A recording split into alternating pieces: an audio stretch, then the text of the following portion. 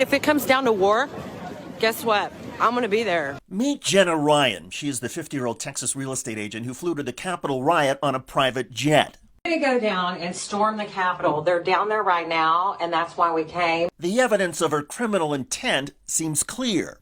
We're all going to be up here, and we're going to be breaking those windows. Just outside the Capitol, Go in here! Life or death, it doesn't matter. Here we go. Ryan has been charged with 4 felonies, but she recently insisted on social media, quote, definitely not going to jail. Sorry, I have blonde hair, white skin, a great job, and a great future, and I'm not going to jail. You see, in Jenna Ryan's world, jail is for black people. Jail is for people who knock on doors while black. Are you serious? No, you are not. Represent. That's right, an elected African-American lawmaker in Georgia who knocks on the governor's door gets arrested immediately. Something that our governor is doing. You know who did not get arrested immediately? These violent white insurrectionists. You see, when you attack police, this is white privilege. When you are peaceful but black, this is often the reality. What did she do? White privilege, though, goes even further. Hello, everybody. I'm David Schuster, and thanks for joining us. You see, it's not just ignorant insurrectionists who believe they deserve special treatment. Recently, Tennessee Republican Senator Marsha Blackburn was in a car speeding away from the U.S. Capitol. Capitol Police pulled the vehicle over. Blackburn then stepped out on her own, approached the police, announced she was a senator, showed her pin, and said she was trying to catch a flight. The police let her go with no warning to her or her driver. The police didn't even file a report. Would any African American, even a black member of Congress, get that same treatment?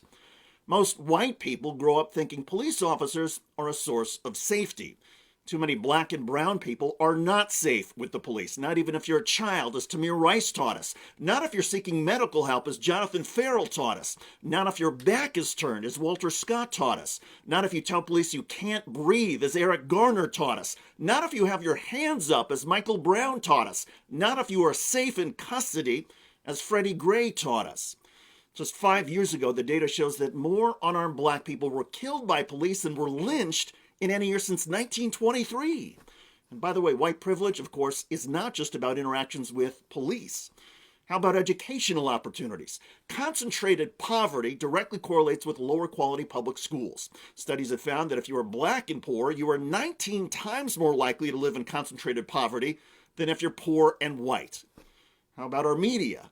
Google beauty and face. This is what shows up on my screen. There is one person of color out of 16. Even if our media is not intentionally biased, it covers a biased country. For example, most of our leaders describe the epidemic of heroin, used overwhelmingly by white people, as a health problem. When black people use drugs, we're told it's a crime problem. You get the point. Our society and our institutions are inherently racist. And Jenna Ryan, that alleged insurrectionist from Texas, lives and breathes white privilege. Will she really avoid jail because she's white and blonde? We will eventually find out, but it's not a stretch to imagine that if she was black and had been part of an African-American mob that tried to storm the Capitol, she wouldn't have lived past that day to begin with. And we all know it.